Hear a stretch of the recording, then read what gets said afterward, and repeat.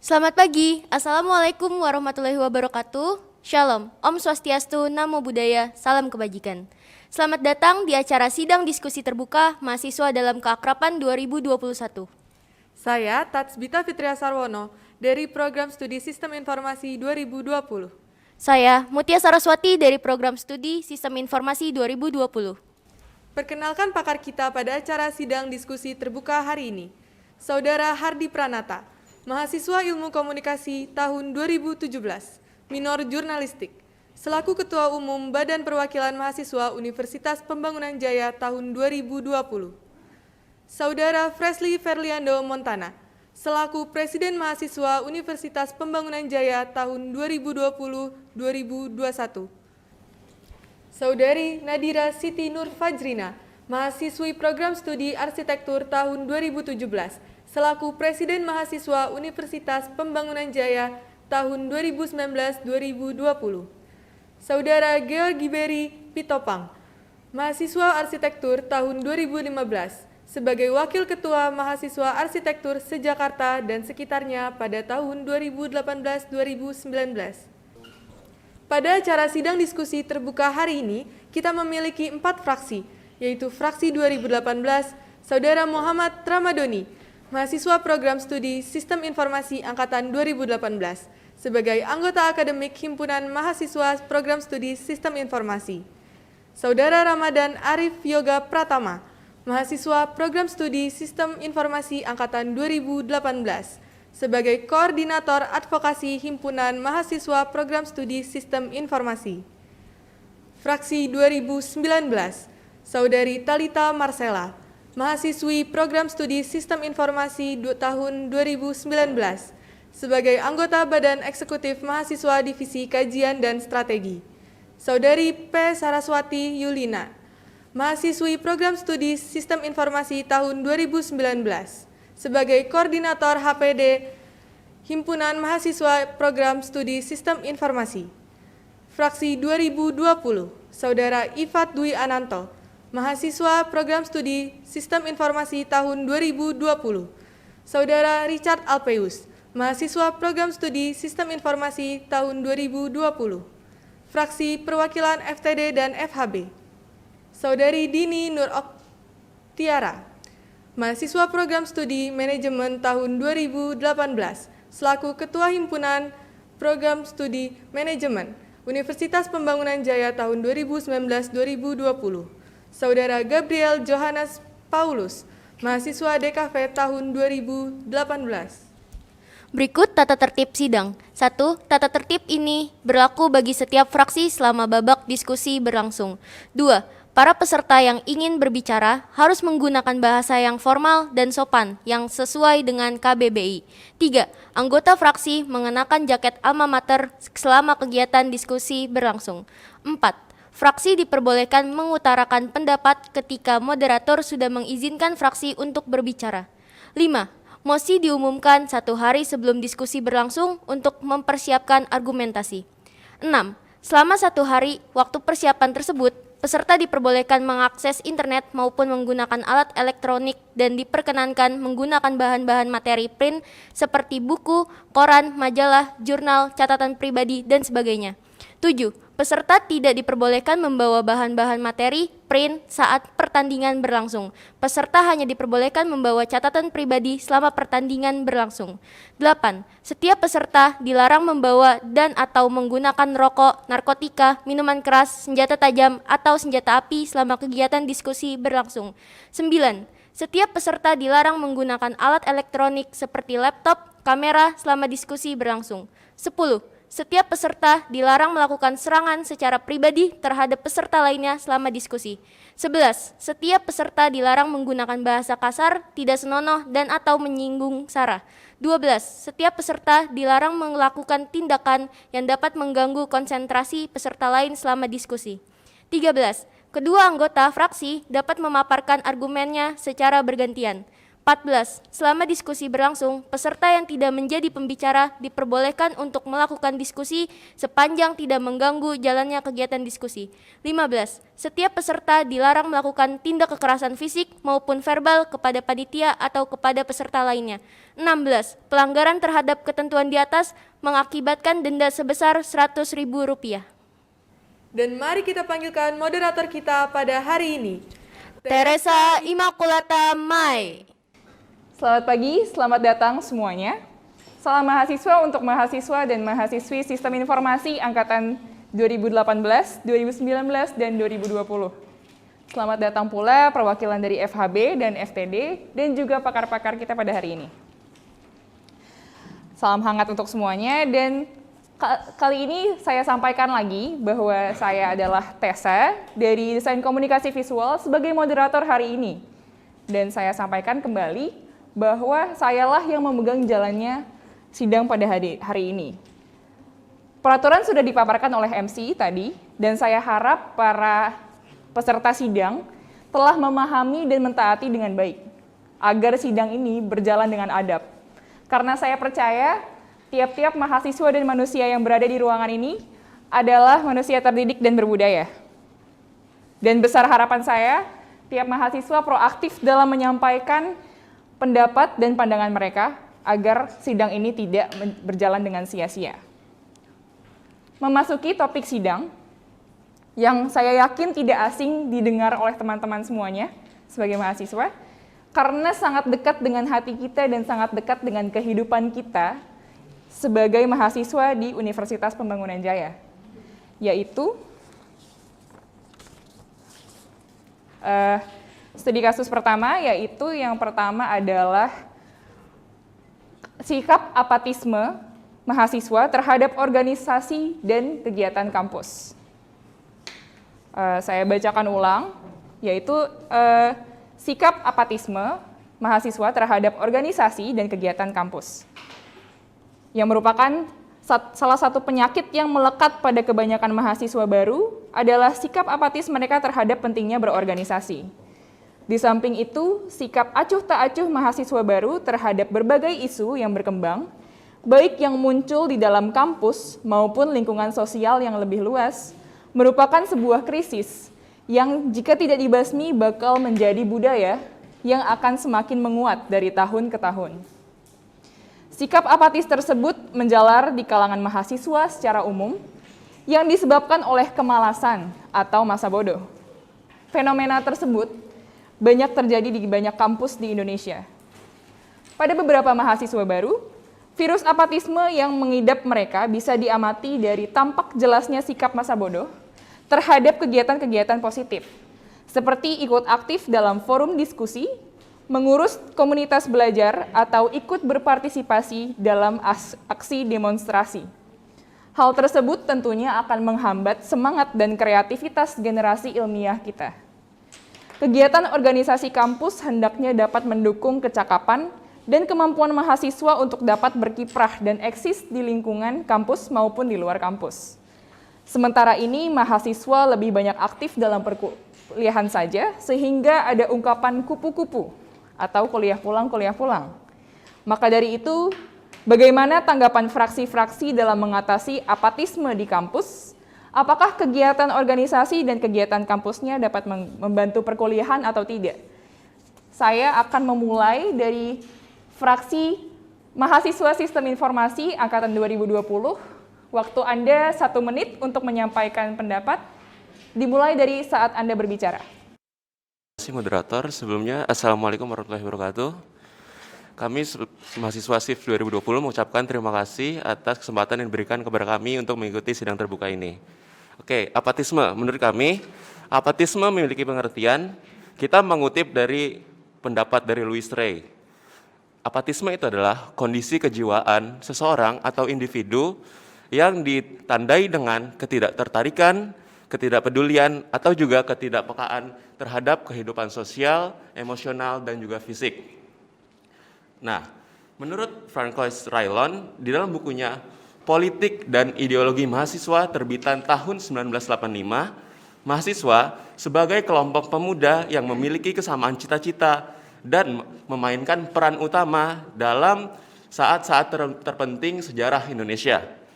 Jadi kita bisa simpulkan bahwa mahasiswa di sini adalah agent of change. Sebagai agent of change kita tidak boleh menjadi mahasiswa yang apatis. Terima kasih atas pendapat Anda. Waktu Anda telah habis. Baik. Beranjak dari mahasiswa SIF 2020, kita beralih ke fraksi mahasiswa Sistem Informasi 2019. Bagaimana pendapat Anda? Waktu Anda 1 menit dimulai dari ketika Anda berbicara. Oke, terima kasih moderator. Jadi mengenai apatisme mahasiswa ya. Pertama sebelum mengatasi apatisme tentunya kita harus tahu dulu penyebab-penyebab dari mahasiswa itu tersebut menjadi apatis. Tadi sudah dijelaskan sebelumnya di uraian tadi bahwa kebudayaan malas mahasiswa tersebut. Namun penyebab mereka menjadi apatis itu tentunya tidak serta-merta karena kemalasan tersebut. Pasti dimiliki dari beberapa faktor kayak tidak mau IPK kurang, atau bisa jadi pandangan-pandangan terhadap organisasi atau kegiatan di kampus. Nah itu tentunya dalam menanggapi hal tersebut kita harus mengadakan, kalau menurut kami, mengadakan adanya sosialisasi. Nah dengan sosialisasi ini kita juga bisa melalui himpunan, karena pendekatannya lebih dekat kepada mahasiswa kalau dari himpunan. Kurang lebih seperti itu sih. Baik, terima kasih untuk teman-teman mahasiswa dari fraksi Sistem Informasi 2019. Kemudian kita akan beralih ke fraksi FTD dan FHB. Mungkin boleh disampaikan pendapatnya mengenai topik kita kali ini. Waktu Anda 1 menit dimulai dari saat Anda berbicara. Baik, terima kasih. Assalamualaikum warahmatullahi wabarakatuh. Di sini kita ingin menanggapi mengenai mahasiswa yang memiliki sifat apatis. Kalau kita lihat secara definisi apa itu apatis sebenarnya adalah mungkin definisi secara mudah diterima setiap individu, yaitu sikap acuh tak acuh. Nah, memang untuk apatis ini sendiri itu merupakan pilihan dari setiap pribadi masing-masing, pilihan mahasiswa. Namun memang apatis ini dipilih oleh mahasiswa dengan melihat berbagai situasi kondisi, kemudian ada berbagai alasan mengapa mahasiswa itu memilih untuk menjadi sebagai sosok yang apatis gitu.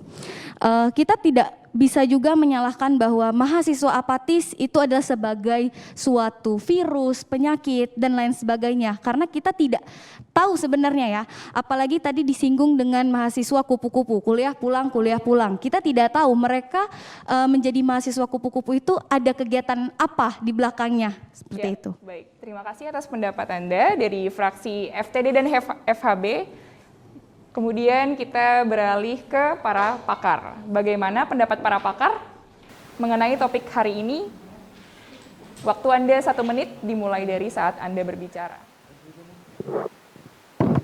Oke, kedengaran ya suaranya? Oke, sebenarnya dari apatis itu kan kita bisa meninjau sendiri ya, level apatisnya orang tuh sebenarnya beda-beda. Ngerti nggak sih? Ada yang apatisnya itu dia maunya main sama kubunya sendiri, atau mau mainnya sama prodinya sendiri, atau dia emang ada orang yang apatisnya ya dengan diri dia sendiri. Nah yang pertama yang harus kita lihat reasons-nya apa sih, alasan dia kayak gitu tuh apa. Nah dari kita tahu reasons-nya, kita bisa coba metode apa pendekatan yang bisa kita lakuin. Jadi nggak bisa semata-mata kita ngelihat ada anak diajak kegiatan terus nggak mau, wah apatis nih. Itu proclaim yang sangat antagonis banget, kayak lo main nyalahin orang padahal kita nggak tahu dari kacamata dia tuh apa yang dia hadapi. Itu sih kalau dari saya. Waktu Anda masih tersisa 14 detik, apakah mau digunakan sampai habis? Sudah cukup. Baik. Beralih ke fraksi terakhir namun tak kalah penting dari mahasiswa Sistem Informasi angkatan 2018. Oke. Waktu Anda 1 menit dimulai dari saat Anda berbicara. Terima kasih Teresa, selamat pagi semuanya. Membahas tentang apatis, ya. Suatu objek atau mahasiswa yang kurang motivasi dalam berkontribusi di setiap acaranya. Kalau dari fraksi Sistem Informasi 18, apatis itu tidak bisa digolongkan sebagai hal yang sangat besar. Dalam organisasi biasanya orang itu mengeluh. Contoh saya sebagai pemimpin, saya mengeluh audiens saya itu punya keaktifan yang minim.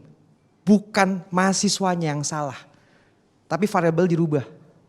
seberapa bagusnya organisasi untuk mengelit mereka agar mereka nyaman di zona kita. Apatis itu bukan karena mereka tidak mau, tapi mereka merasa ada sekat dinding di antara organisasi sama zona mereka sendiri. Nah, bagaimana caranya itulah untuk menciptakan kenyamanan mereka yang seperti dibilang oleh pakar dan para fraksi lainnya gitu. Sehingga mahasiswa itu mau ikut serta gitu. Karena kita tidak bisa yang namanya waktu saya habis. Terima kasih. Baik, waktu Anda sudah habis. Terima kasih atas pendapat dari masing-masing fraksi. Kini akan saya mulai dengan pertanyaan kepada yang pertama. Memang kerap kita dengar, apatisme itu adalah penyakit. Dan masih banyak pula mahasiswa apatis di sekitar kita. Memangnya apatisme merupakan sikap yang salah? Apakah tidak wajar menjadi apatis? Pertanyaan saya akan saya lontarkan terhadap mahasiswa dari fraksi SIF 2020. Waktu Anda 3 menit dari Anda mulai berbicara. Oke, sebenarnya apatis itu memiliki dampak yang negatif juga buat kita. Jadi kalau kita menjadi orang apatis, yang pertama itu kita menjadi orang yang tidak memiliki minat, khususnya kita sedang berbicara tentang organisasi atau politik. Nah, kita kayak misalkan kita nggak mengikuti yang namanya pilpres atau pilkada, atau bisa dibilang golput. Nah, saya mengutip satu data dari Lembaga Survei Indonesia, DNIJA, memaparkan bahwa tingkat golput di tahun 2019, pilpres yaitu 19,27%. Jadi bisa kita tarik dari 270 juta penduduk Indonesia, 19%-nya atau 52 jutanya itu tidak ikut memilih di pilpres atau golput. Nah, jadi di sini kita bisa tarik kesimpulan bahwa misalkan seperti yang kita tahu kan, gerbang pertama bagi seorang pemuda yang mengenal politik adalah di perkuliahan atau di organisasi yang ada di perkuliahan. Nah, yang kedua, sebagai orang yang apatis pastinya sulit untuk peduli dengan lingkungan sekitar karena mengenai pengertian yang pertama tadi, apatis itu kondisi kejiwaan yang ketidaktertarikan, ketidakpedulian atau juga ketidakpekaan terhadap lingkungan. Yang ketiga, individualisme dalam masyarakat. Nah, kita sebagai manusia itu makhluk sosial ya. Jadi kita harus peka terhadap lingkungan, kita harus mengerti apa yang terjadi di lingkungan kita harus menjadi output yang positif bagi lingkungan. Nah, yang terakhir atau yang paling parah, kita bisa analogikan apatis itu menjadi bom waktu. Kenapa? Karena mungkin buat sekarang apatis itu belum terlalu terlihat dampaknya, tapi 5-10 tahun ke depan, jika semua orang bersikap apatis, itu akan menimbulkan perpecahan yang signifikan. Jadi, kita harus pelan-pelan menghilangkan sifat apatis agar nantinya tidak akan terjadinya hal yang terburuk tadi. Oke, terima kasih moderator. Ya, baik, terima kasih. Jawabannya dari fraksi SIF 2020. Kemudian beranjak dari sana, mari kita pindah ke pakar. Untuk para pakar, tadi saya mendengar pernyataan bahwa akan ada approach yang berbeda-beda berdasarkan tingkat apatisme maupun penyebab apatisme di balik sikapnya itu. Jadi saya ingin bertanya, dalam tema terdapat kata sikap, yang berarti perbuatan yang dilakukan berdasarkan keyakinan. Berarti apatis itu adalah perbuatan yang dilakukan berdasarkan keyakinan. Mengangkat tema ini memangnya apatisme adalah hal yang harus dan dapat diubah. Untuk para pakar, saya persilakan waktunya 3 menit dari sekarang. Dari Anda berbicara, maaf.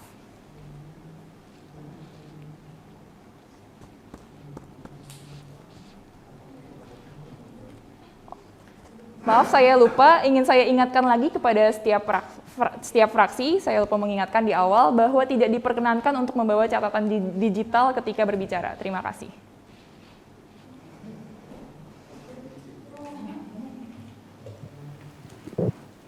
Oke, untuk apathy itu sendiri kan artinya lack of emotions atau feelings ya.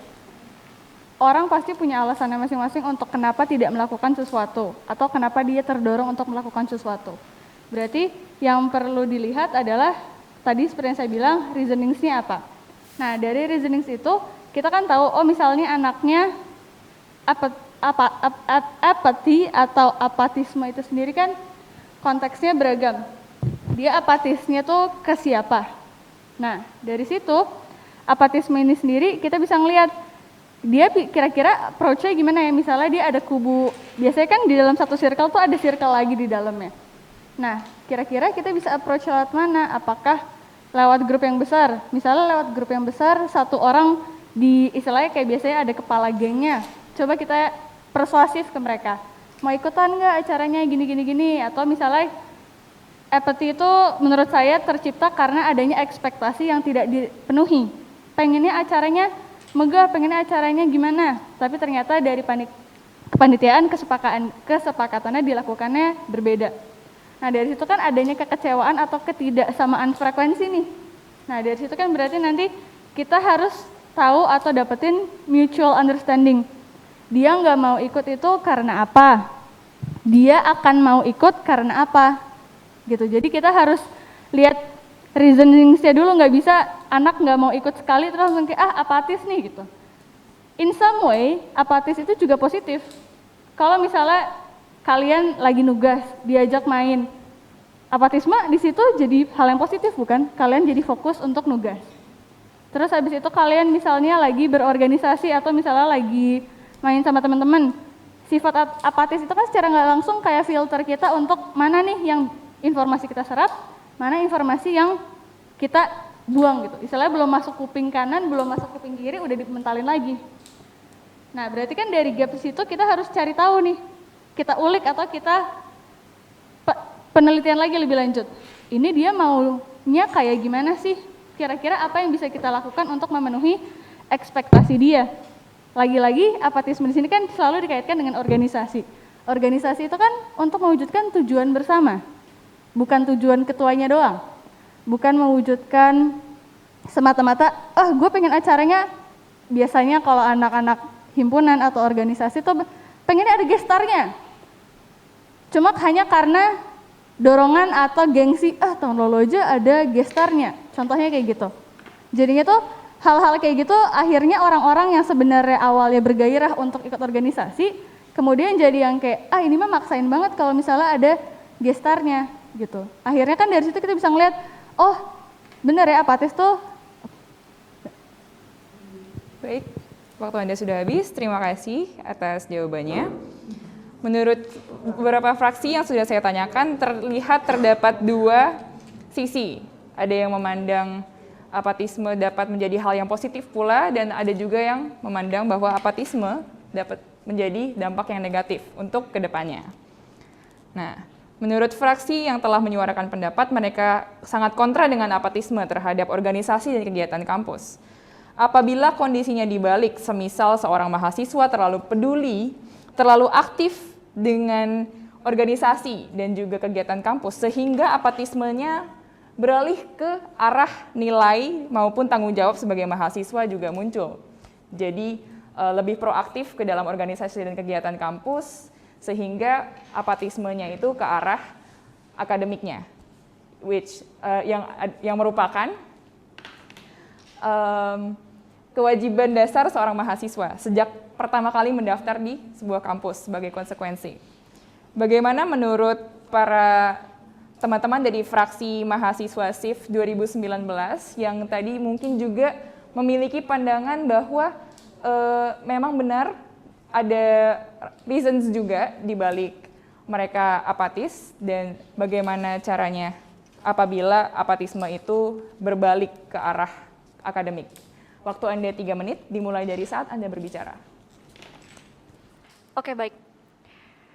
Jadi kalau dibalik ya, kalau mahasiswanya lebih cenderung ke organisasi dibanding di perkuliahannya. Jadi begini, tujuan kita sebagai mahasiswa itu kuliah itu kan memang untuk berkuliah kan, untuk belajar. Nah, dengan organisasi ini merupakan kegiatan eksternal dari kampus itu sendiri. Dengan masuknya mahasiswa ke organisasi itu tujuannya untuk menambah pengalaman, menambah ilmu atau melatih atau mengembangkan soft skill mereka kan ya. Nah, dengan demikian kalau menurut kami organisasi itu merupakan kegiatan eksternal dari perkuliahan atau dari kampus itu sendiri. Maka dari itu sebaiknya jika mahasiswa memasuki organisasi, mereka sudah harus bisa yang namanya time management atau manajemen waktu. Mereka harus bisa membagi mana antara organisasi dan perkuliahan seperti itu. Jadi balik lagi harus ke mahasiswa itu sendiri, karena di organisasi itu kan juga melatih selain public speaking, problem solving, mereka juga dilatih untuk time management kan. Jadi kurang lebihnya seperti itu. Apa ada tambahan? Waktu Anda masih tersisa 1 menit 40 detik lagi, apakah tidak ingin digunakan?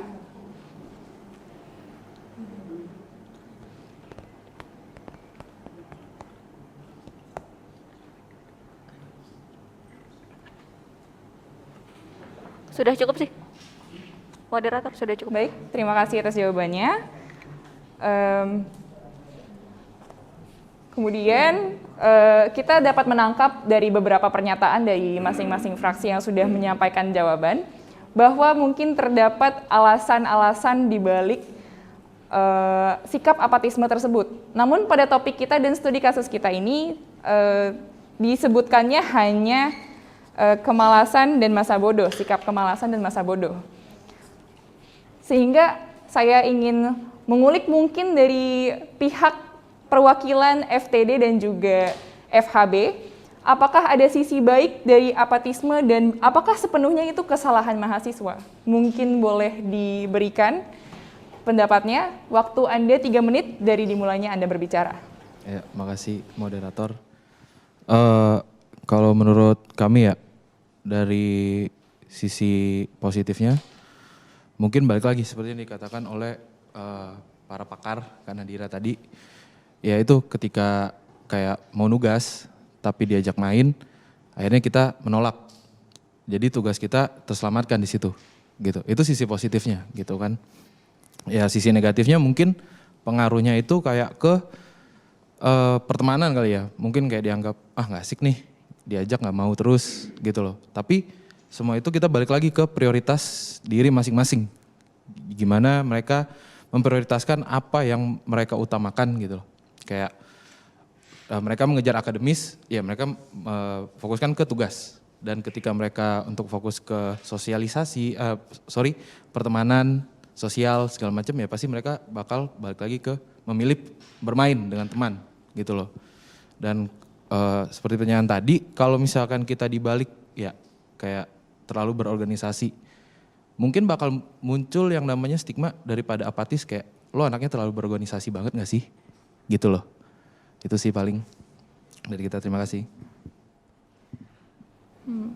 Pertanyaan saya adalah apakah sepenuhnya kesalahan mahasiswa atau adakah penyebab internal maupun eksternal yang dapat menyebabkan sikap apatisme tersebut?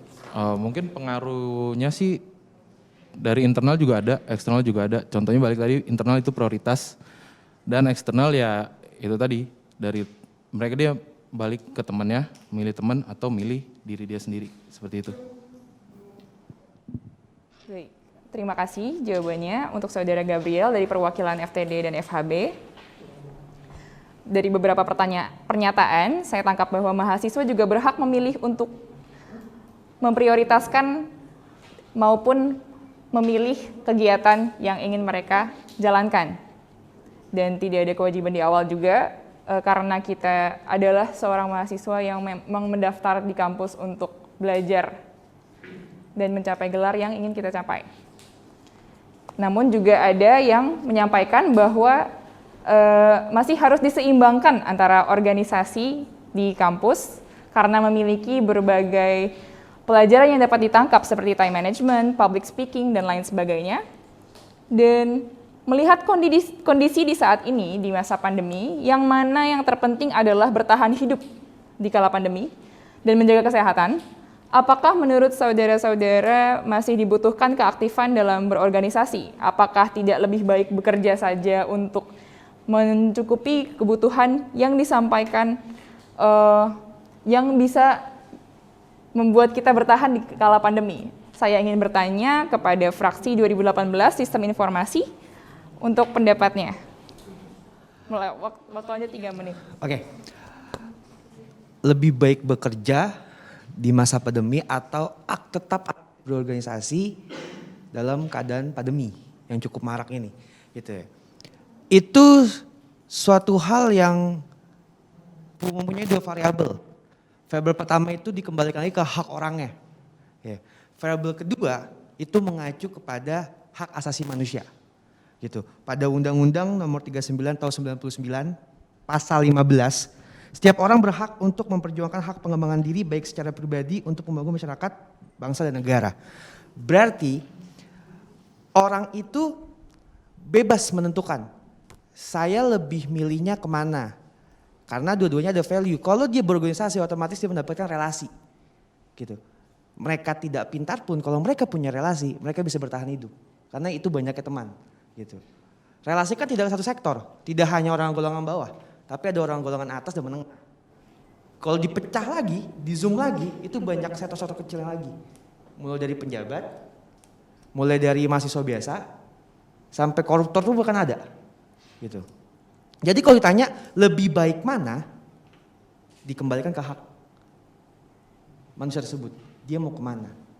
Gitu. Kalau misalnya bekerja, oke, silakan. Berorganisasi pun silakan. Karena kalau kita berorganisasi itu nggak selamanya kita cuma mengkaji rapat pulang malam, enggak. Pasti ada value. Entah itu bisa masuk ke industri masyarakat, entah itu bisa membangun suatu usaha untuk mempermudah masyarakat. Gitu. Jadi mempunyai poin yang sama-sama bekerja, hanya beda value-nya dan outcome-nya saja. Sekian dari fraksi 18. Terima kasih. Baik, terima kasih. Fraksi Mahasiswa Sistem Informasi 2018 menanggapi pernyataan saudara-saudari dan sepertinya dari masing-masing fraksi sudah juga menangkap pendapat dari fraksi-fraksi lainnya. Maka dari itu apabila ada tanggapan maupun berupa interupsi atau objeksi terhadap pendapat dari masing-masing fraksi lainnya, dipersilakan dengan waktu 1 menit. Apabila ada yang berkenan, mohon mengangkat tangan atau bisa juga dimulai. Baik, dari fraksi Pakar, ada yang ingin menyampaikan pendapatnya, waktu Anda 1 menit. Dan tolong sebutkan ditujukan kepada fraksi yang sebelah mana. Oke, mungkin saya menambahkan dari fraksi SIF 2018 ya. Terkait bekerja dan berorganisasi, memang betul kembali ke individu masing-masing dan ada hamnya sendiri, gitu kan. Cuman kembali lagi nih, ketika misalkan saudara Adam sudah mengikrarkan dirinya di organisasi, meskipun kala pandemi, apakah kewajiban saudara itu dikesampingkan dalam organisasi? Kan sudah diikrarkan dirinya, bersumpah di organisasi tersebut bahwa akan menjalankan segala kewajibannya selama masa menjabat. Tidak untuk kemungkinan gitu, hanya karena lagi pandemi kemudian membawa HAM, gitu kan? Itu hak saya buat contoh kan, contohnya Adam bilang ini hak saya, takutnya saya terkena penyakit gitu kan, corona lah misalkan. Sementara masih ada beban tanggung jawab atau kewajiban saudara untuk menjalankan organisasi tersebut gitu. Jadi nggak bisa semata-mata semua hal menurut pandangan saya dibawa ke dalam HAM. Baik, terima kasih atas pendapatnya dari pihak Pakar. Apakah ada tanggapan juga lagi dari fraksi Mahasiswa SIF 2018? Menanggapi saudara Nata. Waktu Anda 1 menit dari mulai berbicara. Menanggapi saudara Nata, memang setiap apapun langkahnya tidak bisa dicondokkan dengan HAM. Tapi kita sebagai individual dalam jati diri kita sendiri berhak menentukan apakah ini konteksnya masuk atau tidak. Gitu. Makna organisasi ini luas jangkauannya. Ada yang secara terjun ke lapangan atau ada yang di balik layar. Gitu. Yang tadi saya terangkan, kita berhak memilih mau kita berorganisasi atau bekerja. Kalau pandemi, semua aktivitas disertakan secara online. Industri pun jadi online. Gitu. Dengan kita bekerja, kita tetap akan masih ngelit.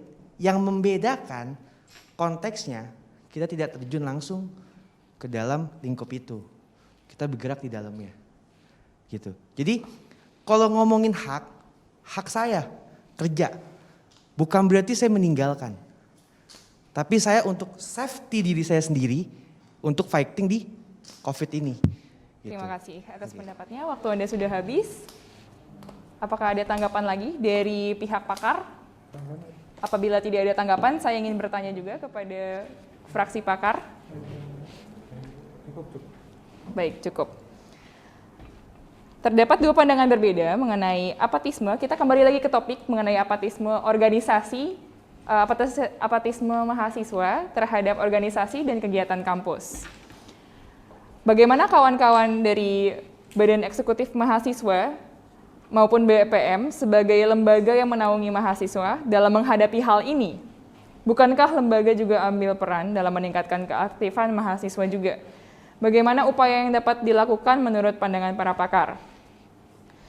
Karena berdasarkan data pula dari survei mahasiswa yang memiliki 380 responden, alasan tidak mendukung untuk mengikuti organisasi yaitu 37,3% karena pulang malam, 37,7% karena akademik terganggu, 29,3% karena tidak penting, 2,7% karena alasan lainnya. Dan ketika ditanyakan apa alasan mendukung untuk mengikuti organisasi, yaitu 75,4% karena self-development atau pengembangan diri, lalu 10% karena percaya, 8,5% karena relasi, dan 6,2% alasan lainnya. Namun ketika ditanyakan, organisasi mengganggu akademik atau tidak, 81,4% menjawab ya, dan 16,6% tidak. Berarti sebagian besar merasa akademiknya terganggu. Saya akan mempersilakan dari pakar dulu untuk memberitahu bagaimana pendapatnya. Waktu Anda 1 menit dari sekarang. Dan mungkin kalau mau diperpanjang juga tidak apa-apa. Oke, mungkin lebih minta dari lebih 1 menit ya. Gini, kalau kita katakan organisasi mengganggu akademik, sebetulnya dideketin aja. Oke. Kalau misalkan memang kita katakan organisasi mengganggu akademik, sebetulnya tidak hanya organisasi ya.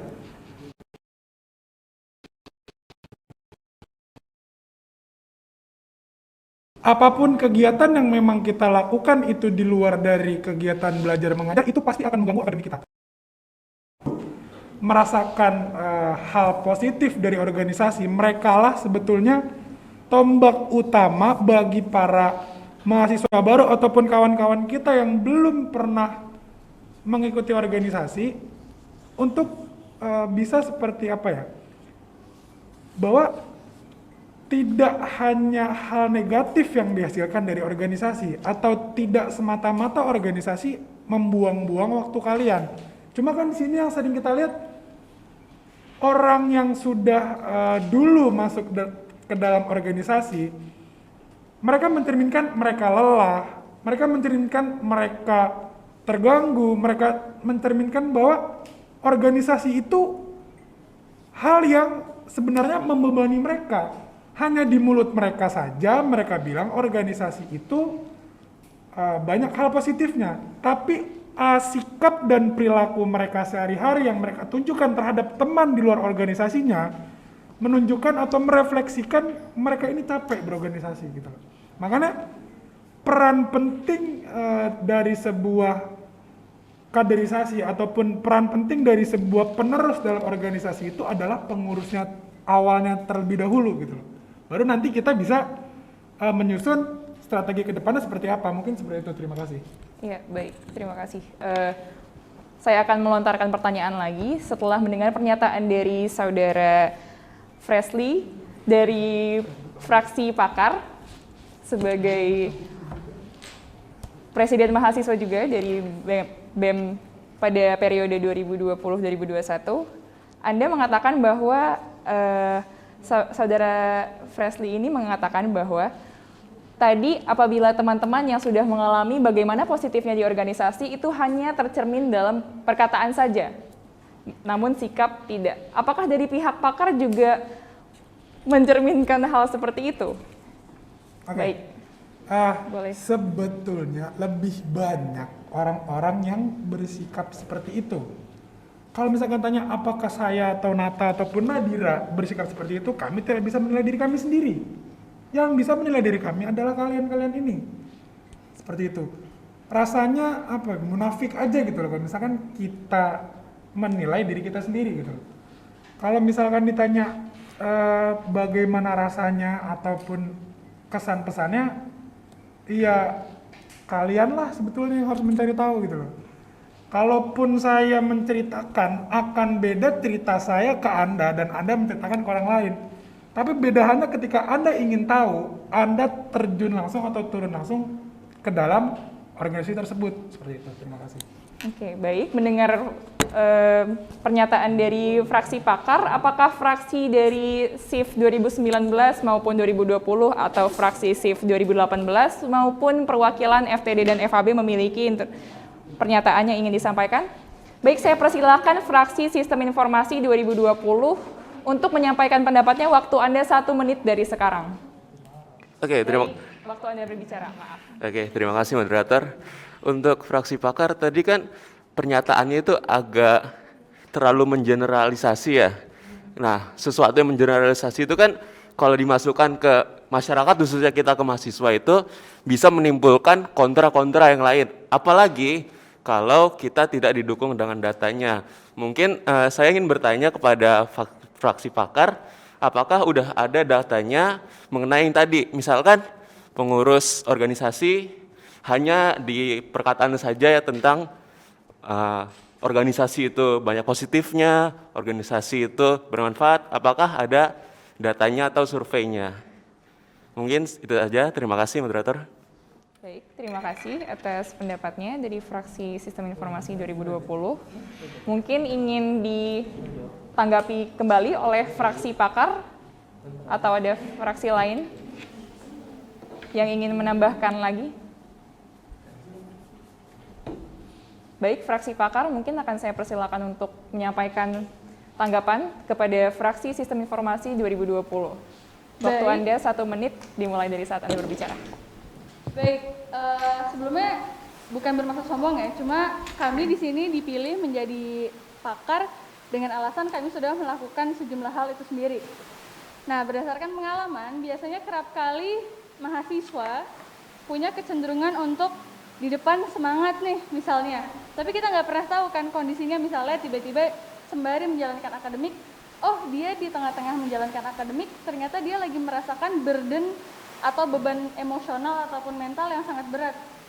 Dan itu tidak bisa luput dari keluarnya perkataan, aduh gue capek deh, gitu. Tapi hal ini juga bisa ditinjau dari seberapa passionate atau seberapa sih komitmen manusia ini, individual ini, ke dalam suatu organisasi, gitu. Contohnya, tidak ada yang pernah bilang kalau misalnya, oh kalau organisasi doang. Nyatanya ada juga yang bisa dapat beasiswa, dapat organisasi, dan dapat lomba-lomba gitu.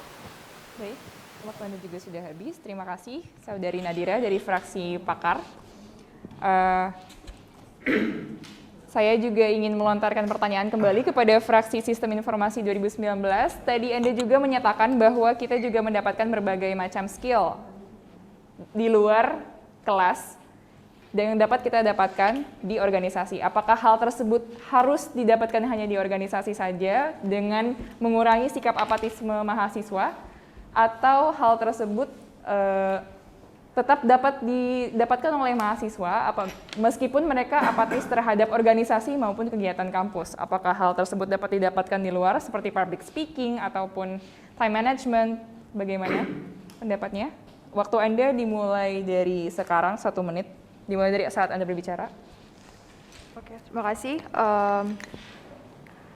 Menurut saya, kan tadi seperti yang dilontarkan oleh Talita, kalau misalkan organisasi itu melatih soft skill kita. Nah, sikap apatis itu sebenarnya terjadi karena adanya lack of cognitive skill sama affective. Nah, kognitif ini kan main di soal kita mengolah informasi itu seperti apa, soal kita decision making seperti apa. Kalau affective itu kan lebih ke emotional intelligence, di mana di sini orang-orang yang apatis itu tuh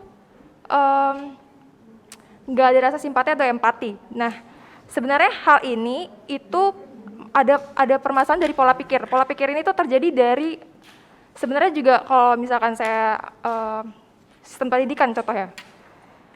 Sistem pendidikan yang menurut saya kurang. Nah, dari salah satu caranya untuk bisa mengubah pola pikir, membenarkan cara mereka berpikir dari organisasi. Terima kasih. Baik. Untuk pendapatnya dari fraksi SIF 2019, terima kasih. Mungkin ada yang mau menyampaikan tanggapan dari fraksi-fraksi lainnya? Apakah belum ada? Baik, kalau belum ada, saya ingin bertanya kepada fraksi perwakilan FTD dan FHB sebagai perwakilan dari berbagai macam program studi. Apakah berarti penghalang mahasiswa untuk ikut aktif adalah sebagian besar karena akademiknya terganggu? Sebagai salah satu pihak yang mungkin ikut merasakan juga, bagaimana memangnya selama ini apakah dapat menyeimbangkan akademik dan organisasi dengan baik, itu cara konkretnya bagaimana sih untuk dilakukan? Waktu Anda 1 menit dimulai dari saat Anda berbicara. Oke, boleh. Penghalang dari mahasiswa untuk ikut aktif, salah satu penghalangnya adalah karena sebagian besar akademiknya yang terganggu. Sebagai salah satu pihak yang sudah mengalami, mungkin terjun di organisasi juga, dan juga tetap menjalankan perkuliahan, bagaimana caranya selama ini dapat menyeimbangkan akademik maupun organisasi dengan baik? Cara-cara konkret yang dapat dilakukan oleh pihak mahasiswa. Untuk pendapatnya saya berikan waktu 1 menit, dimulai dari saat Anda berbicara. Baik, terima kasih moderator. Menanggapi dengan pertanyaan tersebut, jika berkaca dari pengalaman, sebenarnya penting sekali di dalam organisasi itu adanya komunikasi. Ketika tadi di dalam organisasi kita merasakan banyak permasalahan, kemudian sampai pada titik permasalahannya mengganggu kepada akademik, seperti itu. Nah, kita sebagai orang yang tergabung dalam organisasi perlu tadi pertama melihat mana dulu nih yang penting, kemudian setelah melihat pentingnya, kemudian kita perlu adanya time management gitu. Nah, ketika kita berada di titik suatu organisasi itu sudah mengganggu akademik, perlu adanya evaluasi, mungkin bisa dikomunikasikan kepada organisasi, entah itu sesama pengurus ataupun pemimpin yang ada di organisasi. Dan saya yakin jika adanya komunikasi antara pengurus dan juga pemimpin di dalam suatu organisasi, pasti itu akan menimbulkan solusi yang tentunya dapat memperbaiki di bidang akademik seseorang ini, seperti itu sih. Terima kasih. Baik, terima kasih atas pendapatnya, jawabannya dari fraksi perwakilan FTD dan FHB. Mungkin dari fraksi lain ingin mendakapi? Baik, untuk fraksi pakar saya persilakan untuk menanggapi pernyataan dari perwakilan FTD dan FHB. Waktu Anda 1 menit dimulai dari saat Anda berbicara. Oke, terima kasih untuk moderator. Ingin sedikit menambahkan sebetulnya. Kalau misalkan ditanya tadi maksudnya pertanggungjawabannya, sebenarnya gini aja. Kita tuh harus pertama kali yang kita lakukan tuh buat skala prioritas. Ketika skala prioritas itu sudah terbuat, disitulah timbul kita akuntabilitas kita. Nah, ketika kita sudah bisa memiliki sifat ataupun menerapkan akuntabilitas ke dalam diri kita, apapun hal yang kita lakukan, apapun hal yang kita inginkan, apapun hal yang ingin kita capai ke depannya, akan tersusun dengan baik gitu loh. Maka dari itu, skala prioritas dan akuntabilitas itu sebetulnya itulah yang dibutuhkan ketika memang kita ingin semua itu berjalan sejajar gitu. Sebetulnya itu doang sih, terima kasih. Baik, mendengar pernyataan mengenai skala prioritas dan akuntabilitas dari fraksi pakar, mungkin dapat diberikan bagaimana saran dalam menyusun dengan baik, dengan rapi, bagaimana sih caranya menyusun skala prioritas ketika kita sebagai mahasiswa yang memiliki berbagai macam kesibukan, entah organisasi dan kegiatan-kegiatan dari kampus, dan juga masih ada perkuliahan sebagai tanggung jawab utama, ditambah mungkin ada pekerjaan di luar. Sebagai orang yang pernah terjun, bagaimana? Oke, terima kasih. Yang namanya skala prioritas itu ada bukan ketika saat kita terpentok atau kita kepentok ya. Skala prioritas itu harus kita buat awal sekali kita menyentuhkan kaki kita ke dalam suatu masalah gitu loh. Contohnya dari awal kita memang sudah mau kuliah, seharusnya kita tahu kita akan seperti apa dalam mengajar dan mengerti pelajaran gitu loh. Kita akan seperti apa ketika nanti kita ikut terjun langsung ke dalam organisasi, atau kita akan seperti apa ketika kita akan nanti menambah tanggung jawab kita di pekerjaan. Makanya skala prioritas yang ada itu berarti susunan utamanya, tanggung jawab utamanya apa kalian tentukan, lalu ketika memang kalian sudah menjalankan itu merasa kalian oke-oke aja, kalian tambahkan tanggung jawab kalian yang lainnya. Ketika tanggung jawab kalian pertama dan kedua itu sudah terlaksana dengan baik, kalian tambahkan tanggung jawab kalian yang lebih berat, contohnya ketika memang kalian sanggup, seperti itu. Terima kasih. Ya. Baik, terima kasih atas jawabannya.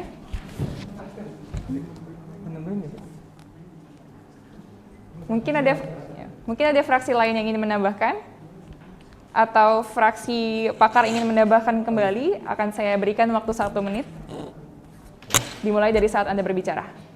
Oke, perihal ini ya, skala prioritas atau bagaimana memanage waktu gitu, membagi antara akademik dan non-akademik gitu kan. Kalau pandangan saya selama ini, non-akademik adalah tambahan gitu loh. Dia cuma sebagai penambah kita aja, penunjang kita di perkuliahan. Lalu bagaimana dalam mengatur waktu? Kalau saya, pengalaman saya selama ini, misalkan dalam kurun waktu, ada waktu dalam sehari 24 jam. Kita berkuliah dari jam pagi sampai siang misalkan. Kita manfaatkan waktu yang ada, berapapun jamnya itu, entah itu malam mungkin 2 jam, sejam gitu kan. Itu untuk kegiatan kita di luar akademik. Misalkan kita untuk rapat, untuk ada agenda organisasi lainnya gitu loh. Apa yang dikorbankan gitu kan? Kita tetap bisa nge-push akademik, tapi ada yang kita korbankan. Misalkan dalam keseharian saya, hidup saya itu misalkan nongkrong gitu. Berarti ketika saya sudah terjun di organisasi, untuk waktu saya berkumpul dengan teman itu harus saya pangkas. Waktu saya untuk tidur harus saya pangkas gitu. Semua pengaturan waktu kembali ke individu masing-masing. Jadi nggak bisa kalau dibilang framingnya organisasi itu membuang-buang waktu atau justru menurunkan akademik mahasiswa. Itu tergantung kan, kembali lagi ke masing-masing individu bagaimana mereka mengatur waktunya gitu. Itu aja sih. Baik, terima kasih atas tambahannya dari fraksi pakar. Baik, sebentar. Mohon tunggu, saya persilakan. Oke, kepada fraksi mahasiswa SIF 2018 yang ingin menambahkan, mungkin. Tadi kan yang sempat disebutkan oleh Presley ya, dia mengatakan bahwa skala prioritas merupakan menentukan dari, kita tahu skala prioritas itu dapat diartikan menentukan dari yang penting ke tidak penting. Kalau di dalam definisi besarnya, benar kan? Berarti kalau kalian mengambilkan contoh pekerjaan itu ada waktu yang bersamaan. Itu bagaimana caranya kita memanajemen waktu yang tepat. Tapi kalau untuk skala prioritas itu saya kurang setuju. Tapi bagaimana caranya memanajemen waktu? Karena kalau skala prioritas itu ada yang bersamaan dan jamnya bersamaan, itu sama saja membuang-buang hal yang pekerjaan lainnya. Terima kasih. Mungkin dari fraksi pakar yang ingin menambahkan atau menanggapi kepada fraksi Sistem Informasi 2018. Menanggapi ya. Baik. Definisi skala prioritas yang mana hal tersebut merupakan hal prior, hal utama. Jadi tidak ada hal utama yang menjadi berdempetan atau berhimpitan gitu loh. Kalau misalkan dibilang nanti ada dua hal yang berdempetan atau dikerjakan bersama-sama, itu bukan prioritas. Maksudnya itu merupakan hal yang memang kalian sejajarkan gitu loh. Ketika memang prioritas, berarti kan itulah ada proporsi lah seperti itu. Jadi ya tidak ada hal yang berjalan berdempetan gitu loh, ketika memang prioritas itu sudah terbuat gitu. Sebetulnya prioritas itu seperti itu sih. Terima kasih. Yang mau menambahkan, ini kan dari kata-kata sendiri judulnya sudah skala prioritas. Contohnya misalnya nomor satunya akademik, oh oke, itu kewajiban. Nomor 2 kemudian waktu ekstra pengembangan diri, misalnya nomor 2. Nomor 3-nya nongkrong, oh oke. Nah berarti dari situ kita bisa ngeliat nih, kalau misalnya ada momen yang jadwalnya sama, pentingnya sama, bukan penting, terjadi di saat yang bersamaan. Berarti kita bisa ngeliat lagi, oh iya, prinsipal saya apa ya? Prinsip kalian yang sudah kalian tetapkan itu apa? Kalau misalnya nomor satunya akademik, dan pada saat itu kondisi akademik, misalnya UTS atau apa mengumpulkan, kalau misalnya memang harus diperjuangkan. Jadi kita juga harus smart dalam menentukan skala prioritas. Ada penting tidak mendesak, tidak penting tidak mendesak, penting mendesak, dan tidak penting tidak mendesak gitu. Jadi kita dari situ ngelihat, oh ini penting tapi nggak mendesak, berarti masih bisa ditunda. Atau misalnya, oh ini penting dan mendesak, berarti itu dong yang harus dilakukan pertama gitu. Apakah sudah cukup? Baik. Dari fraksi SIF 2018, apakah tanggapan sudah cukup dari fraksi pakar atau ingin menanggapi kembali? Waktu Anda 1 menit dimulai dari saat Anda berbicara. Ini saya hanya meluruskan ya. Benar yang tadi Nadira katakan bahwa skala prioritas itu yang, tapi saya lebih menjuru ke schedule dari manajemen waktunya. Kalau manajemen waktunya tidak tepat, maka skala prioritas juga tidak bisa dilakukan bersamaan. Dari dua-duanya penting untuk dilakukan bersamaan, tapi kita harus tahu dulu waktu dan jam kita, bagaimana cara mengendalikan waktu kita sendiri. Oke, itu sih.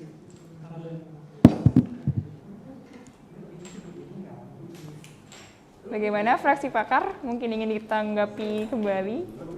Atau mungkin fraksi-fraksi yang lainnya ingin menambahkan atau menanggapi?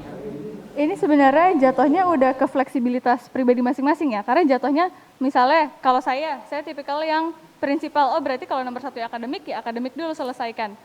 Justru dari punya prinsip itu kita bisa manajemen. Oh gue berarti kalau udah punya prinsip nomor 1-nya akademik, berarti kalau misalnya ada waktu bersamaan, ya akademik yang dilakukan duluan. Tapi kalau misalnya kalian sendiri sama prinsip kalian juga fleksibel, kalian bisa meninjau lagi, mana nih yang lebih mendesak, mana nih yang lebih urgent. Mana sih yang kalau saya hadir di situ, saya lebih berdampak gitu. Misalnya buat teman-teman yang ikut organisasi, misalnya himpunan, terus habis itu jadi kepanitiaan proker. Kadang kan kepanitiaan proker suka ada yang bentrok tuh, atau misalnya beriringan bersama. Nah, misalnya dari situ kalian bisa meninjau, kalau di rapat A, saya jadi koor, peran saya besar di situ. Di rapat B, saya cuma jadi anggota yang kalaupun saya misalnya nggak datang, itu sebenarnya saya bisa tinggal dapat informasi dari teman-teman yang lain. Jadi pilih mana yang paling berdampak hasilnya, gitu. Terima kasih atas tanggapannya, Saudari Nadira. Apakah ada fraksi lain yang ingin memberikan sanggahan? Baik, dari perwakilan FTD dan FHB dipersilakan, waktu Anda 1 menit dimulai dari saat Anda mulai berbicara. Ya, terima kasih. Saya mau nanggepin yang pernyataannya Kak Nadira tadi. Tadi kan Kak Nadira bilang kita harus bisa membagi mana yang penting, walaupun itu dalam organisasi. Sedangkan terus Kak Nadira juga tadi bilang kita harus lihat misalkan yang satu jadi koor, yang satu cuma anggota. Tapi kan tadi juga bilangnya dalam organisasi kita udah disumpah harus bertanggung jawab. Berarti itu bukannya menjadi salah satu kayak kita melalaikan tanggung jawab kita juga dong dalam organisasi yang lain, dalam kegiatan yang lain gitu. Terima kasih. Boleh? Silakan. Tapi aja terkait tambahan sedikit mengenai skala prioritas dengan time management. Saya juga tadi memang melihat di sini skala prioritas memang diperlukan. Namun skala prioritas ini menurut saya menjadi sebagai bahan acuan. Acuan untuk bagaimana kita sebagai yang sudah bertanggung jawab, yang sudah disumpah itu mengelola waktu kita untuk mencapai acuan-acuan ataupun skala prioritas yang sudah kita buat sebelumnya tadi. Seperti itu aja sih. Terima kasih. Apakah dari fraksi pakar ingin menanggapi pernyataan dari fraksi perwakilan FTD dan FHB? Waktu Anda diberikan oleh saya, dipersilakan 1 menit, dimulai dari saat Anda mulai berbicara. Terima kasih, moderator. Izin menanggapi dari fraksi FTD. Sebetulnya kita itu harus mengerti ini ya, organisasi dan sebuah struktur kepanitiaan. Mungkin yang dicontohkan Saudari Nadira tadi sebuah struktur kepanitiaan, ikut serta kepanitiaan lah seperti itu. Jadi ya memang ketika Anda menjadi koor dan Anda menjadi anggota, tanggung jawabnya juga berbeda gitu loh. Ketika Anda jadi koor dan Anda jadi anggota, porsinya juga berbeda gitu loh. Makanya mungkin dari Nadira tadi, mana yang Nadira lebih pilih, ya dia lebih pilih yang tanggung jawabnya lebih besar. Dan dia memilih yang mana dia menghadiri dan akan lebih jauh berdampak seperti itu. Bukan dalam artian kita melenceng dari sumpah organisasi kita, seperti itu. Thank you. Baik, pertanyaan terakhir dari Saudara Fresly adalah ada perbedaan di antara struktur keorganisasian dan juga struktur kepanitiaan.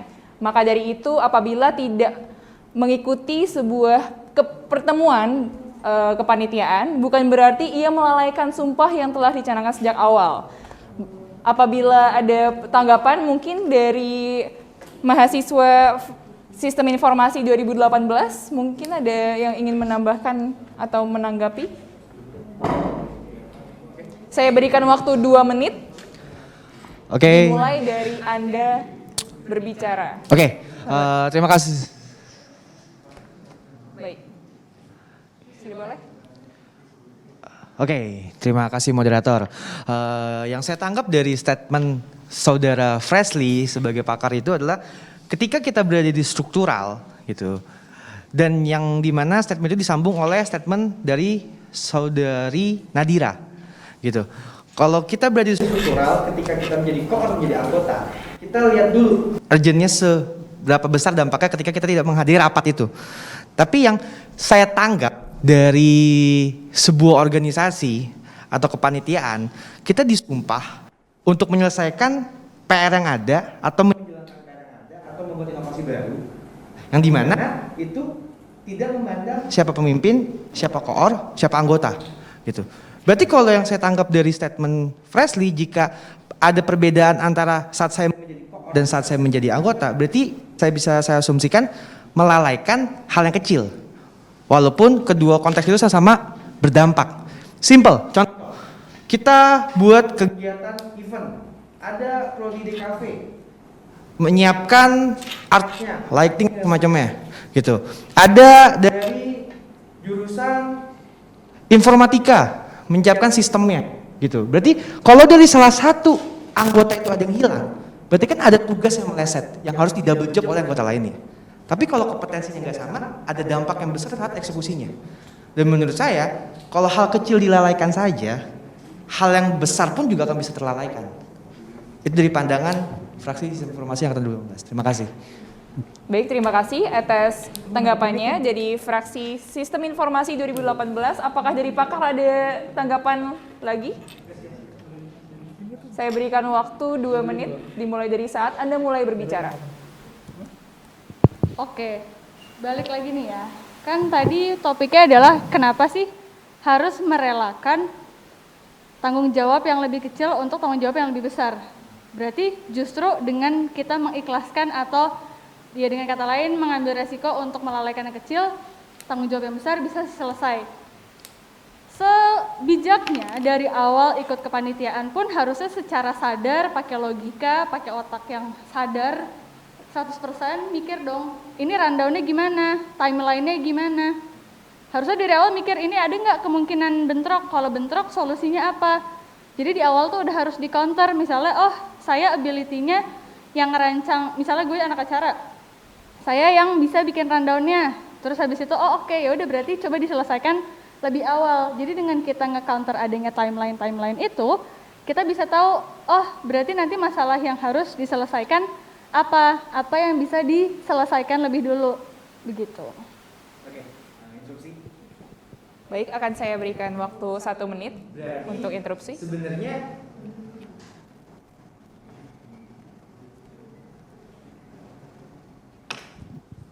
Berarti sebenarnya bukan memandang strukturalnya kalau menurut saya, tapi memandang time management dari organisasinya, gitu. Karena kalau kita memandang struktural, hal yang kecil pun bisa berdampak besar, gitu. Berarti kalau saudari Nadira berbicara tentang rundown dan semacamnya, berarti kita sebagai leader harus bisa memilah dan memperkuat time management dari kita sendiri, gitu. Berarti sebelum kita approve timeline itu, kita lihat dulu job-job sebelumnya ada apa enggak. Berarti bukan maknanya bukan memilih mana yang lebih besar dampaknya, tapi bagaimana kita sebagai mahasiswa memahami waktu yang ada agar semuanya berjalan. Bersama-sama gitu. Soalnya kalau misalnya lebih berdampak di mana, misalnya dia koor tapi ternyata dia tidak kapabilitas di bagian itu. Terus ternyata dia lebih berdampak ketika dia jadi anggota tapi dikasih tanggung jawab yang lebih besar. Ya udah, kalau misalnya memang dia merasa kapabilitasnya atau dia urgensinya lebih berdampak di anggota, ya silakan gitu. Jadi kan sebenarnya nggak ada hubungannya sama struktural. Iya, nggak ada hubungannya kan, lebih ke Emang nggak diri ada. kita sendiri untuk bagaimana caranya mengcover itu semua agar terlaksana dengan baik kan. Iya, itu maksud saya. perihal kesadaran aja. Kesadarannya, iya. Karena Jadi kalau bukan koor kan tanggung jawabnya lebih besar. mungkin jadi bukan kita sebagai orang yang organisator bukan melihat dampak mana yang lebih krusial, tapi kita sendirilah yang sebenarnya langkah ini tuh bisa nge-cover dua hal yang bentrok apa tidak. Iya, memang dari awal seperti itu. Ya, baik, terima kasih untuk kedua sisi dari pakar dan juga fraksi Sistem Informasi 2018. Yang saya tangkap adalah pada akhirnya kembali ke bagaimana caranya sebagai mahasiswa mengatur diri masing-masing ya. Dan kembali lagi ke value maupun ke manajemen keorganisasian dan timeline waktunya juga.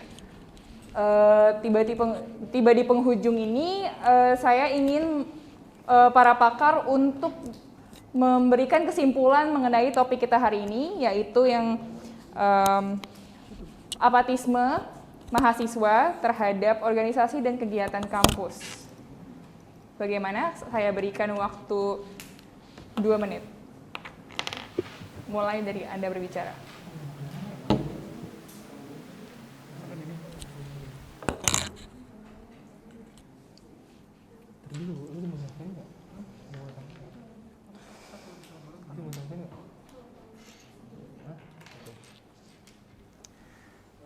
Kalau ini kesimpulannya ya, dari sini semua menurut saya, organisasi itu bukanlah hal yang sepenuhnya memberatkan sisi mahasiswa. Yang tadi bilang banyak banget stigma, merasa organisasi adalah memakan waktu, terus menurunkan akademik dan segala macam. Kembali lagi dari yang tadi udah dipaparkan dari beberapa fraksi juga, dari beberapa pakar, bahwa ketika sudah terjun dalam organisasi, dari individunya harus secara dewasa siap juga tentang tantangan apa yang bakal dihadapin ketika udah nyebur ke organisasi gitu. Kemudian sikap apatisme atau memaksa mahasiswa terjun dalam organisasi, tadi sempat disinggung kan dari fraksi SIF 2018 bahwa ketika kita memaksa suatu kehendak itu udah melanggar HAM gitu kan. Karena memang jalan setiap individu itu berbeda-beda gitu. Mungkin ada yang tumbuh di dalam organisasi di intrakampus, tapi ada juga yang di eksternal kampus. Itu kita nggak bisa pungkiri bahwa stigma apatisme itu ditanamkan dalam diri masing-masing mahasiswa. Karena ya kita nggak pernah tahu kan sebenarnya, misalkan dari Freshly mungkin dilihat dalam perkuliahan sukanya kuliah pulang gitu. Cuman kita nggak tahu ternyata di luar itu dia mempunyai beberapa agenda penting yang mungkin membangun potensi dalam diri dia gitu. Mungkin dari Nadira ada tambahan? Presley? Udah, sekian cukup. Baik, terima kasih atas tanggapan dari fraksi pakar. Kita sampai di penghujung sidang dengan topik pertama. Sampai jumpa di sidang berikutnya. Saya Teresa sebagai moderator pamit. Terima kasih.